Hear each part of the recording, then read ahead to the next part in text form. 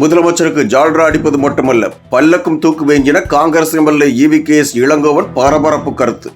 தனக்கு கட்சியை விட நாடுதான் முக்கியம் என்றும், முதலமைச்சர் MK ஸ்டாலின் பாசிச சக்திகளை எதிர்ப்பதால் அவரை ஆதரிப்பதாகவும் விளக்கம்.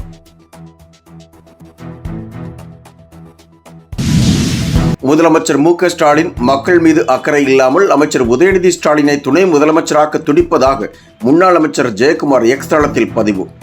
உதயநிதியை உடனடியாக துணை முதலமைச்சராக்கினால் எதிர்ப்பு வரும் என்பதால் அது தொடர்பான செய்தியை கசியவிட்டு மக்களிடம் திணித்துள்ளதாகவும் விமர்சனம்.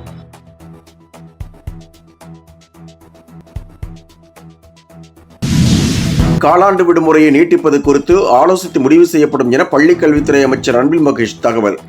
5 நாட்கள் மட்டுமே அறிவிக்கப்பட்டுள்ள காலாண்டு விடுமுறையை நீட்டிக்க வேண்டும் என ஆசிரியர்கள் விடுத்த கோரிக்கையை அடுத்து அமைச்சர் ராமநாதபுரத்தில் பேட்டி.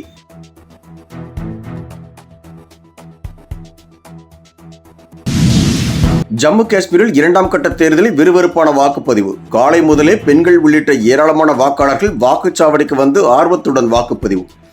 26 தொகுதிகளுக்கு நடைபெறும் தேர்தலில் முன்னாள் முதல்வர் உமர் அப்துல்லா, ஜம்மு காஷ்மீர் பாஜக தலைவர் ரவீந்தர் ரெய்னா உள்ளிட்டோர் போட்டி. ஹரியானா மாநிலத்தில் சூடுபிடிக்கும் சட்டப்பேரவை தேர்தல் பிரச்சாரம். பிரதமர் நரேந்திர மோடி சோனிபேட்டில் இன்று நடைபெறும் பிரச்சார கூட்டத்தில் பங்கேற்பு. பாஜகவுக்கு மகத்தான வெற்றியை தர ஹரியானா மக்கள் காத்திருப்பதாக பிரதமர் X தளத்தில் பதிவு. 90 உறுப்பினர் கொண்ட ஹரியானா சட்டப்பேரவைக்கு அக்டோபர் 5ஆம் தேதி தேர்தல், 8ஆம் தேதி வாக்கு எண்ணிக்கை நடைபெறுவது குறிப்பிடத்தக்கது.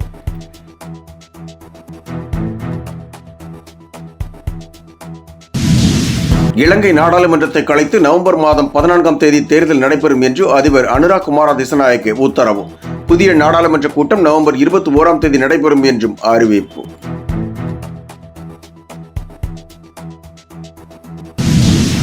சாதிவாரி கணக்கெடுப்பு நடத்த பிரதமர் நரேந்திர மோடிக்கு பாமக நிறுவனர் ராமதாஸ் கடிதம். பிரதமர் பதவியை அலங்கரிக்கும் பிற்படுத்தப்பட்ட வகுப்பைச் சேர்ந்த பிரதமர் மோடிக்கு ஜாதிவாரிய கணக்கெடுப்பின் முக்கியத்துவம் தெரிந்திருக்கும் என்பதால் ஜாதிவாரிய கணக்கெடுப்பை நடத்தி சமூக நீதியை வலுப்படுத்த வேண்டும் என்றும் அவர் வேண்டுகோள்.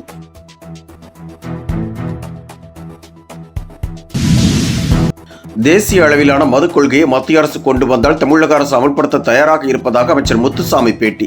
ஒரே நாளில் அனைத்து மதுக்கடைகளையும் மூடுவது சாத்தியமில்லை என்றும் கருத்து.